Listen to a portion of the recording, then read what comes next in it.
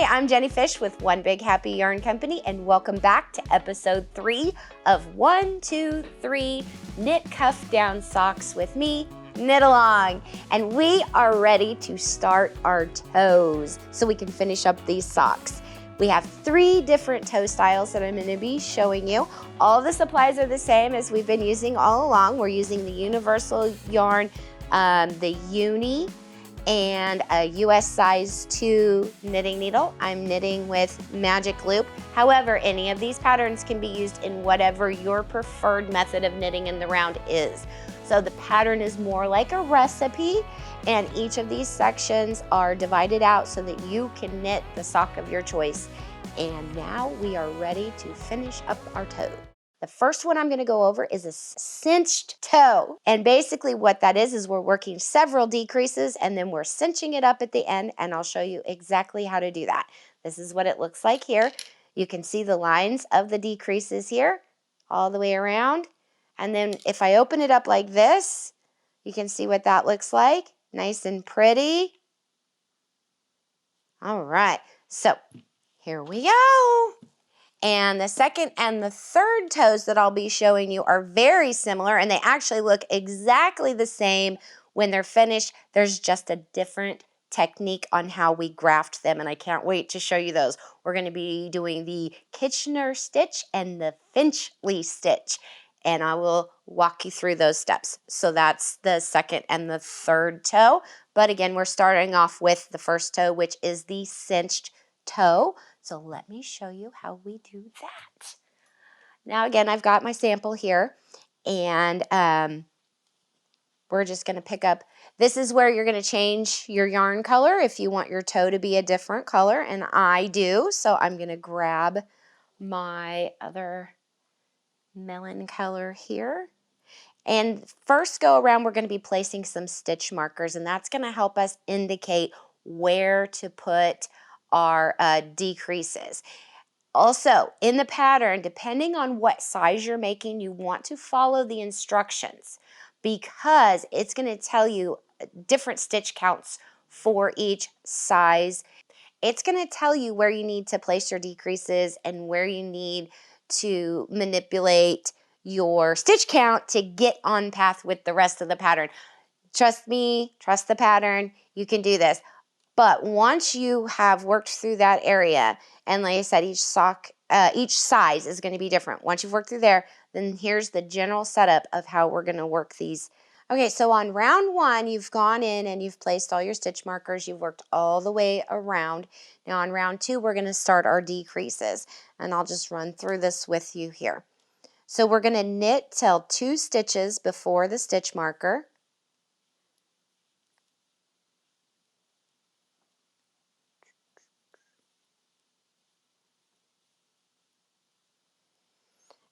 And then an SSK, which is slip, slip, and then knit through the back loop.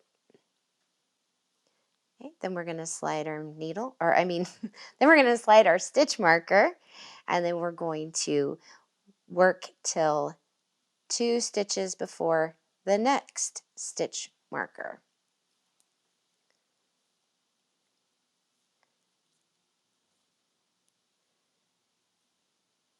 And then we're going to knit 2 together. Just like that.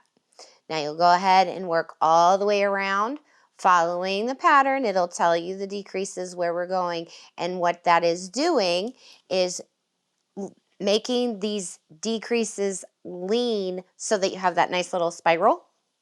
And I'll open it up like this so you can see.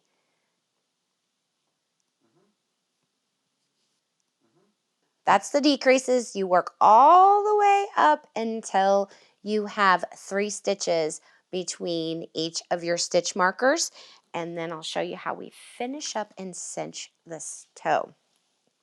So here is my little sample where I have knit all the way up till I have 3 stitches between each of my stitch markers. Now we are going, this is on the final, in your pattern, it's called the final decreases, and we are on rounds 5 and 6. So I'm going to show you round 5.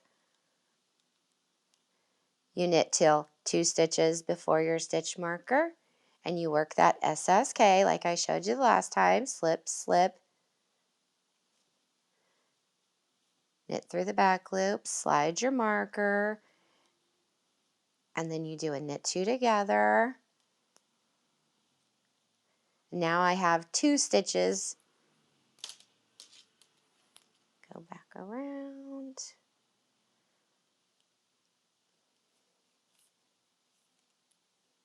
That's why I usually don't put a stitch. Do you see how I was fiddling with that stitch marker? That's usually why I don't put a stitch marker on the ends when I'm doing magic loop. But I didn't want to lose my spot on this one, so I did go ahead and put that on there, but it'll just hang out there. But usually if I do that, when I come to the end, that stitch marker flies off and I lose it anyway. But I caught it this time. Okay, and now we are knit 1, and okay, to find where I was at on my pattern, we're going to knit 2 together. Slide that marker, knit 1, and then we're doing knit 2 together again. The difference between these two decreases, the knit 2 together and the SSK, is which way it's leaning. And the knit 2 together leans to the right and the SSK leans to the left, and that causes that spiral pattern. Okay, I'm going to do this last one, and it is an SSK. And again, each of these are in the pattern, so you can follow along with that. Now I'm down to 2 stitches between my stitch markers. Now at this point, you can go ahead and clip your yarn and run it through, or you can do another round of decreases and that'll give you a pointier toe. I kind of like a less pointy toe, so at this point, what I'm going to do is clip my yarn, grab my tapestry needle, and I've got the bent tip here. Super easy at this point. I just slide through each of these stitches.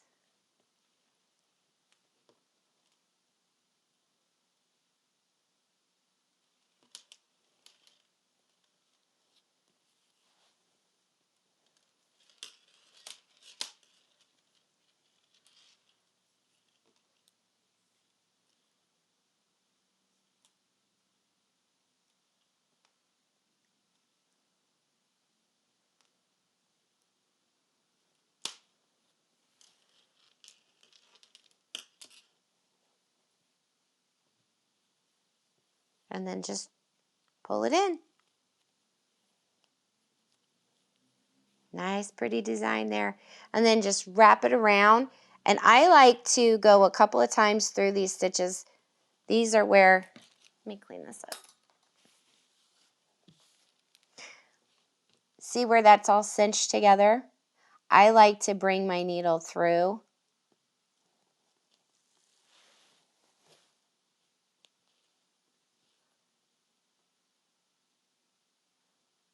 Right through those stitches.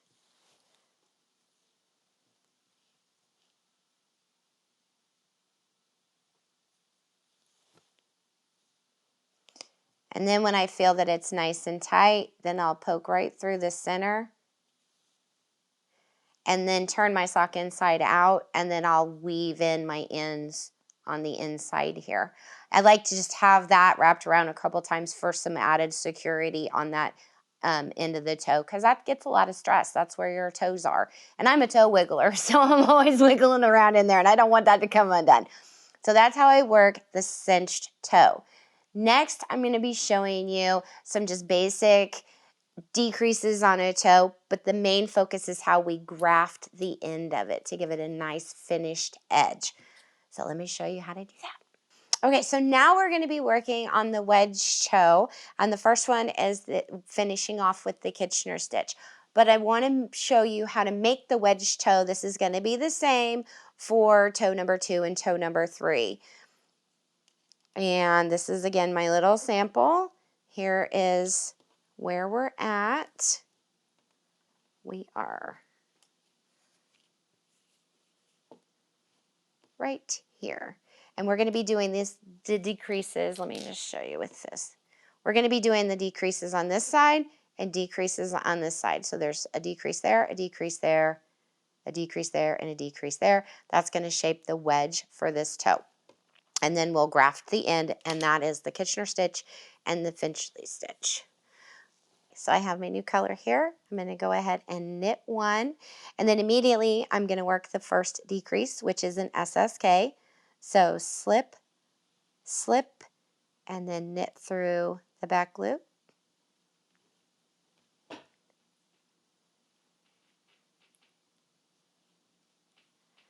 And then I'm going to knit across, and the pattern will tell you how many stitches you knit across. But I'm going to get to the, basically it's to the, until I get to the last 3 stitches on this side of my needle if you're doing magic loop. But it'll give you the exact stitch count in the pattern.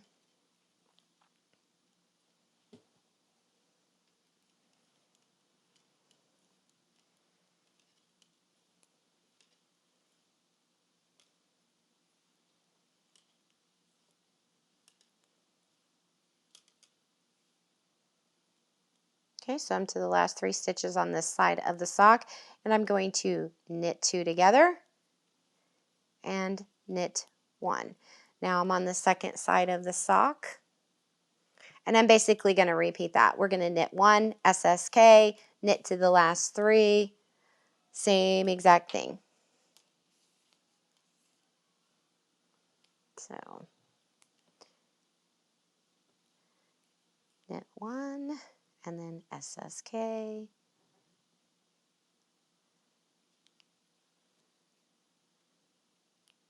Oh, I didn't get through there all the way. There we go. And then knit to the last 3, knit 2 together. Then I'll do 1 round of all knitting and then another round of decreases, and I'll continue working those 2 rounds until I get to the final amount of stitches for the size that I'm making. And again, that'll be in your pattern. So once you get through all of that, you're going to have something that looks similar to this little guy. See, there's my decreases. And put that there. Now this has been blocked and pushed the other way, so it's more rounded, but when you're first done, it's going to be a little bit more angled like this, but then once you block it, then it poofs out a little bit. So now I'm ready for the Kitchener stitch, which is the grafting stitch. And pull out my tapestry needle. Go ahead. Now, I got to point this out. Remember on our sock check in the very, very first episode when I was going over it? Right down here, it says Kitchener stitch, set up, front purl on, back knit on. That's how we're going to set up. And then over here, it gives you all the steps. Front knit off, front purl on, back purl off, back knit on. So let me show you what that means. So then when you have your sock check, you can just look down and there it is. So front purl on, what that means is I'm looking at this front stitch. See, I have my 2 needles side by side. Front purl on. I slip my tapestry needle into the front stitch purlwise and slide it through. And I leave that stitch on the needle. The next step is back knit on. So I slide into the stitch on the back needle, and it says knit, so I'm going to slide knit ways, which is as if to knit, and slide my needle through and leave it on. So that's the setup. Now we're going to switch over to the other side that says front knit off. So I slide through the first stitch, front needle, as if to knit, and the next is off. So that just slides right off. And then you got to watch your tension on here too, because you want to basically keep your tension the same as your knitting tension so that as you graft and weave these through the stitches, it looks as if it's knitted. Then the next one is front purl on. So I slide through the front stitch purlwise, and I leave that stitch on the needle. Then back purl off. I slide my needle through the back stitch purlwise and slide that stitch off the needle. So you get the gist of this. Now we're going to back knit on. I slide as if to knit, and I leave that stitch on. Then I start back over with the front knit off, front purl on, back purl off, back knit on, front knit off, front purl on. So I'm going to continue doing these, and then I'll show you what it looks like when it's all done. Okay, I'm ready to finish up.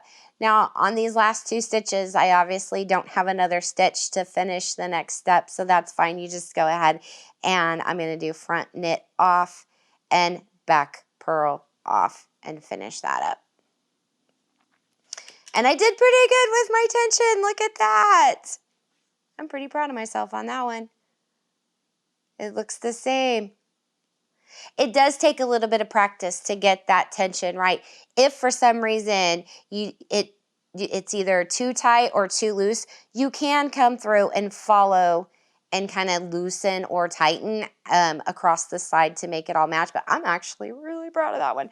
One of the things I do too, there's a little extra on this side that there are little tricks where you can keep that from happening.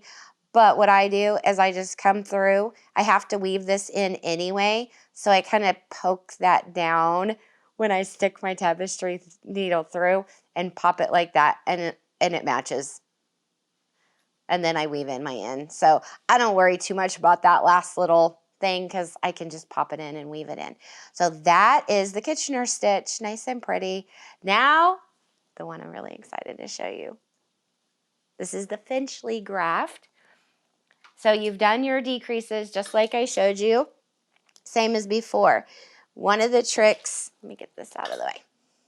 To know how much yarn you're going to need for this grafting technique, you wrap your yarn around the stitches that you're going to be grafting 3 times and then cut your yarn, and that's how much you're going to need for that graft.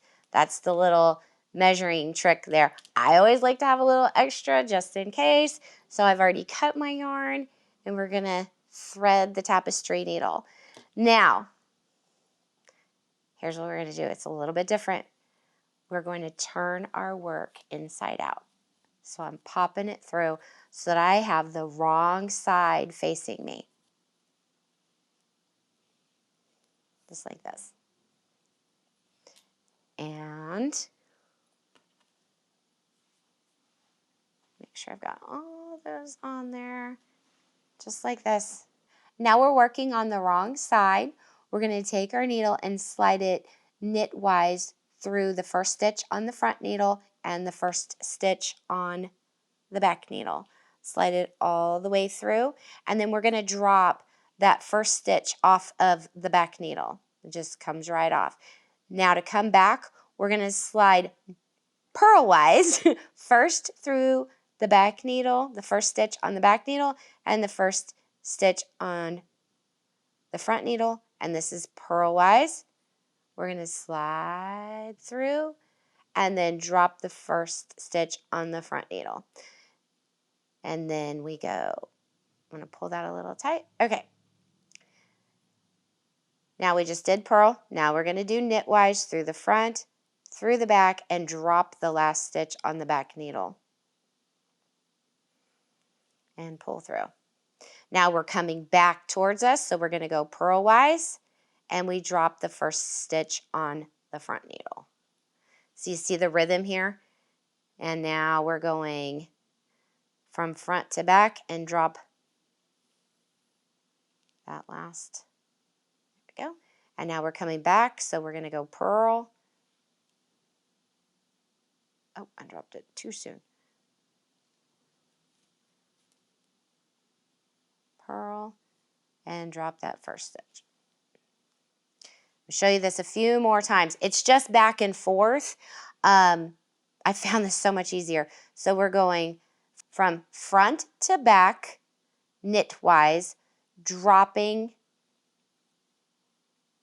the first stitch off of the back needle. And again, you need to maintain your same tension.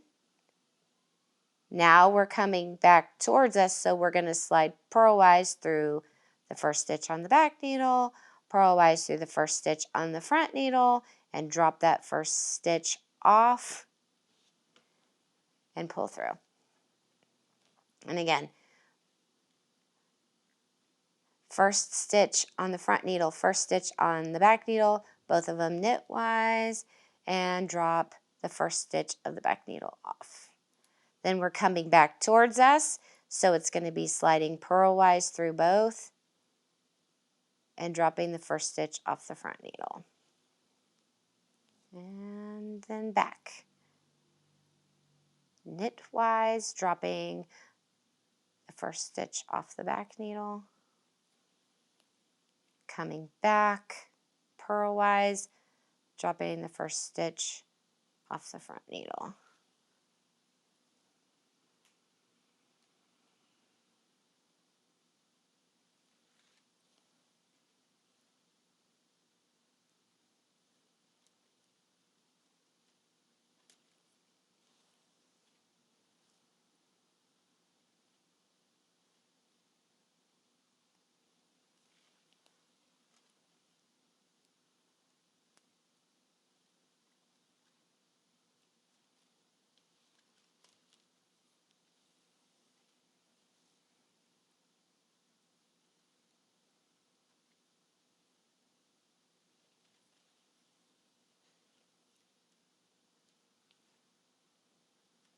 Now on this one, I can tell right away, I did that way too tight. I have a ridge there. So what I'll need to do is go through and loosen those stitches up. But I do want to show you what it looks like on the front.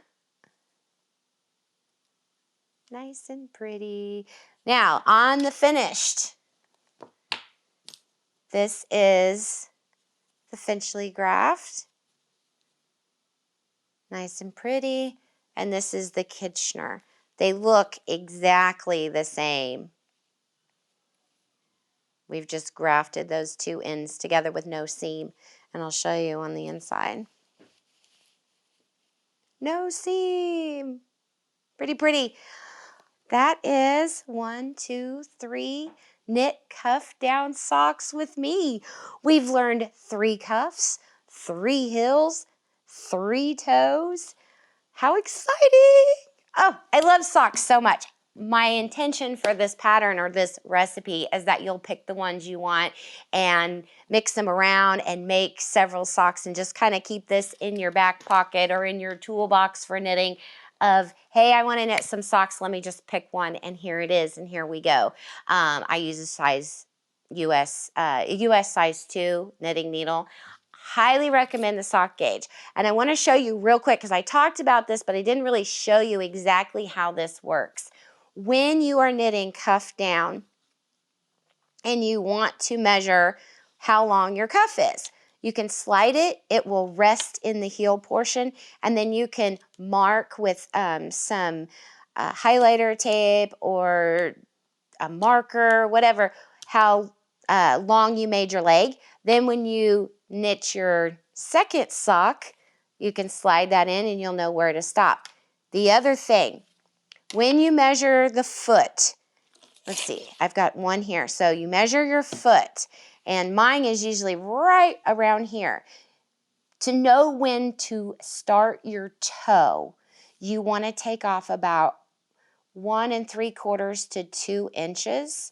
So you'll know, oh, right about here is where I need to start my toe. And so you have worked your cuff, you've worked your heel, and now when this end will be open because you haven't closed it yet, what I like to do is just slide it in this way, and I slide it up against the bump of the back of the heel here, and then I'll mark right about here. Okay, when I get to here, nice and comfortable, that's where I want to start my toe, and then the same when I'm on my second sock. So that is another way for measuring and using this so that your socks will match up. I want to go over that real quick with you too. And then once you're done, the other amazing thing we have are these adjustable sock blockers, and they have the sizes there, and you just put them on in there. And I talked a little bit about that on in episode 1 when I was going over the tools, but these are great. The air holes in them help them dry. You can hang them up. They dry pretty fast, and it keeps them nice and pretty. So those are the extra tools that I just kind of wanted to give a little brief talk about. Keep in mind at onebighappy.com you can get the kit that includes yarn and the pattern, or you can just get the pattern and then go check our huge selection of sock yarn and pick your favorite colors. There's hand dyed, there's kettle dyed, there's stripes, there's such an amazing array of sock yarns, and I love them all. When you're picking out your sock yarn, check the fiber content. You always want to have a little bit of nylon in there. About 20 to 25% is fantastic. Trust me, when you're knitting socks, you want the nylon because it gives it strength and durability to last a lot. It takes a little while to knit these socks. You want them to last. So that's my final bit of advice for knitting socks. Thank you for joining me for our 1, 2, 3 knit cuff down socks with me knit along. Thank you for going down this venture with me. I love socks. Happy knitting.